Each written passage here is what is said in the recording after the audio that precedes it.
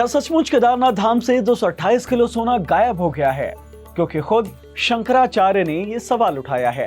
दिल्ली में बन रहे केदारनाथ मंदिर को लेकर जो विवाद शुरू हुआ है, उसे लेकर जब खुद शंकराचार्य से सवाल किया गया तो शंकराचार्य ने केदारनाथ धाम में हुए कथित 228 किलो सोने के घोटाले का मुद्दा उठा दिया। तो चलिए इस वीडियो में बात करते हैं इसी मुद्दे पर, जानते हैं कि आखिरकार ये केदारनाथ धाम से गायब हुए 228 किलो सोने का मामला क्या है और ये जो दिल्ली में केदारनाथ मंदिर बन रहा है उसे लेकर साधु संत समाज क्यों नाराज है और क्या कुछ विवाद हो रहा है, जानते हैं। Hello everyone, I am Himanshu and you are watching uncut. Delhi के केदारनाथ मंदिर को लेकर जो विवाद गरमाया है वो जानने से पहले आपको कथित तौर पर केदारनाथ धाम से गायब 228 किलो सोने का क्या मामला है वो बता देते हैं। देखिए, अनंत और राधिका अंबानी की शादी में शामिल होने के लिए शंकराचार्य स्वामी अविमुक्तेश्वरानंद मुंबई पहुंचे थे। शादी में शामिल होने के बाद वो शिवसेना प्रमुख उद्धव ठाकरे के घर पहुंचे। जब वहां से भेंट मुलाकात करने के बाद बाहर आए तो मीडिया ने उन्हें घेर लिया और उनसे दिल्ली में बन रहे केदारनाथ मंदिर विवाद को लेकर सवाल किए गए। तो शंकराचार्य ने पहले तो इसे शास्त्रों का हवाला देते हुए गलत बताया और फिर केदारनाथ धाम से 228 किलो सोना घोटाले का भी मुद्दा उठा दिया। आप केदारनाथ में देखिए 228 किलो सोने का घोटाला हो गया, आप पत्रकार लोग क्यों नहीं उठाते हो? तो जब वहाँ पर घोटाला हो गया तो अब आप दिल्ली में केदारनाथ बना लोगे, वहाँ पर फिर दूसरा घोटाला करोगे।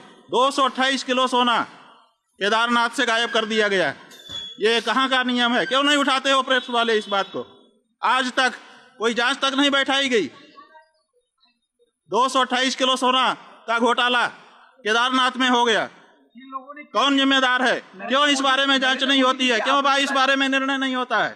और अब आप कहेंगे हम दिल्ली में ही केदारनाथ बना लेंगे, ये नहीं हो सकता। ये पूरा मामला कुछ ऐसा है कि पिछले साल केदारनाथ धाम के एक पुजारी ने बड़ा आरोप लगाया था। पुजारी का कहना था कि केदारनाथ धाम से 125 करोड़ रुपए की कीमत के सोने का घोटाला कर दिया गया है। पुजारी का आरोप था कि केदारनाथ धाम के अंदर 125 करोड़ रुपए की कीमत का सोना लगाया जाना था, जिसे ना लगाकर पीतल का लगा दिया गया और सोने का घोटाला कर दिया गया। उस वक्त इस मामले को गरमाता हुआ देखकर मंदिर समिति ने सफाई पेश की थी। मंदिर समिति ने इस आरोप को सिरे से खारिज करते हुए कहा था कि ऐसा कुछ भी नहीं हुआ है, यह आरोप गलत है और मामला वहीं दफन हो गया। लेकिन मुंबई पहुंचे शंकराचार्य से जब मीडिया ने दिल्ली में बन रहे केदारनाथ मंदिर को लेकर सवाल किया तब उन्होंने इस सोने का भी मुद्दा उठा दिया। अब आपको दिल्ली के केदारनाथ मंदिर को लेकर क्या कुछ विवाद है वो भी अच्छे से समझा देते हैं। ये पूरा विवाद शुरू हुआ है बुधवार यानी कि 10 जुलाई 2024 से। इस दिन उत्तराखंड के मुख्यमंत्री पुष्कर सिंह धामी दिल्ली पहुंचे और उन्होंने बुराड़ी में 3 एकड़ के कैंपस में बनने वाले केदारनाथ मंदिर का शिलान्यास किया। ये मंदिर खुद केदारनाथ धाम समिति दिल्ली बनवा रही है। अब इस मंदिर के शिलान्यास से ही विवाद शुरू हो गया। कहा जाने लगा कि भगवान का धाम दूसरे जगह पर नहीं बनवाया जा सकता। देश के बड़े शंकराचार्य इसके खुलकर विरोध में आ गए और केदारनाथ धाम के पंडित पुजारी पंडे इसका विरोध खुलकर करने लगे। केदारनाथ धाम की सीढ़ियों पर प्रदर्शन होने लगा। केदारनाथ धाम के मुख्य पुजारी शिव शंकर लिंग ने कहा कि ये अनादिकाल मंदिर है, इसे अखंडता और महत्वता बनी रहनी चाहिए। भगवान केदारनाथ जी सद्बुद्धि दें और कल्याण करें। जो इसकी दिव्यता है उसको किसी भी धार्मिक कार्य के लिए खराब ना करें और इसकी महत्वता को बनाए रखें। इस पूरे मामले में विवाद और गर्मा गया क्योंकि दिल्ली में बनने वाले केदारनाथ मंदिर का उद्घाटन करने खुद उत्तराखंड के मुख्यमंत्री पुष्कर सिंह धामी पहुंच गए थे।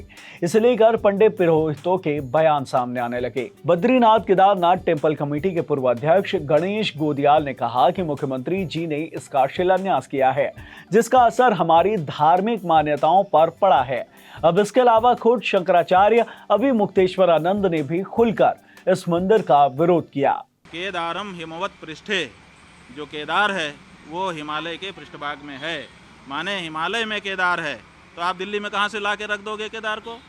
जब पता साफ साफ बताया गया है कि ये यहाँ लोकेटेड है तो आप उसका लोकेशन क्यों बदलना चाहते हैं? क्यों जनता को भ्रम में डालना चाहते हैं?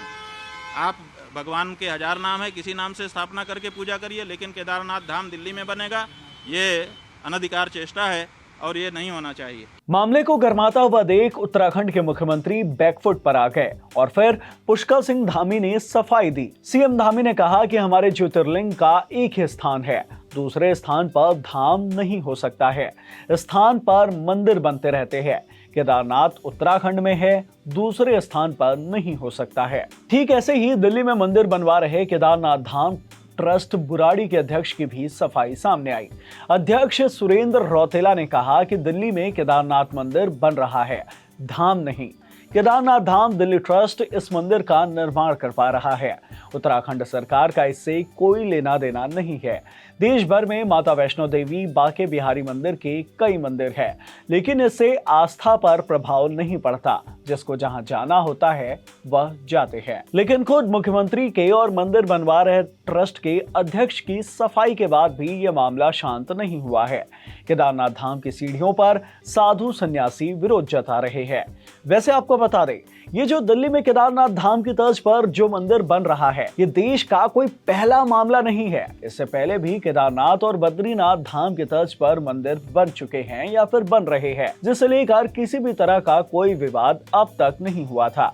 जैसे कि मुंबई के वसई इलाके में 11 एकड़ में बना हुआ बद्रीनाथ मंदिर, जिसका उद्घाटन खुद उत्तराखंड के मुख्यमंत्री पुष्कर सिंह धामी ने किया था। ठीक ऐसे ही बद्रीनाथ धाम की तर्ज पर मध्य प्रदेश के इंदौर में एक मंदिर बनवाया जा रहा है। इसके अलावा समाजवादी पार्टी के चीफ अखिलेश यादव सैफई में केदारनाथ मंदिर के तर्ज पर ही एक मंदिर का निर्माण करवा रहे हैं, जिसका वीडियो खुद अखिलेश यादव ने शेयर किया था। लेकिन इस बार जो दिल्ली के बुराड़ी में मंदिर का निर्माण हो रहा है, उसे लेकर संत समाज लामबंद हो गया है। इस विरोध प्रदर्शन में संत समाज को उत्तराखंड के लोगों का भी समर्थन मिल रहा है, जिसका बड़ा कारण है उत्तराखंड में मंदिर टूरिज्म या फिर कहें कि चार धाम यात्रा से आने वाला इनकम। क्योंकि उत्तराखंड की 70% आबादी इसी चार धाम यात्रा से होने वाली कमाई पर ही आश्रित रहती है। और अगर दिल्ली के केदारनाथ मंदिर बन जाता है तो उन्हें डर है कि इसका असर केदारनाथ धाम तक आने वाले श्रद्धालुओं पर पड़ेगा। हालांकि हम इन किसी भी दावों की पुष्टि नहीं करते हैं। ऐसा होगा या नहीं होगा, ऐसा मंदिर बनना चाहिए या नहीं बनना चाहिए, ये सभी उनसे जुड़े लोगों की राय है। लेकिन इस पर आपकी क्या राय है वो जानना हमारे लिए बेहद जरूरी है, ताकि हम उससे जुड़ी जानकारी आप तक ला सके। आप अपनी राय हमें कमेंट बॉक्स पर जरूर बताएं। साथ ही इस वीडियो से मिली जानकारी पसंद आई हो तो इसे लाइक कीजिए, शेयर कीजिए। धन्यवाद।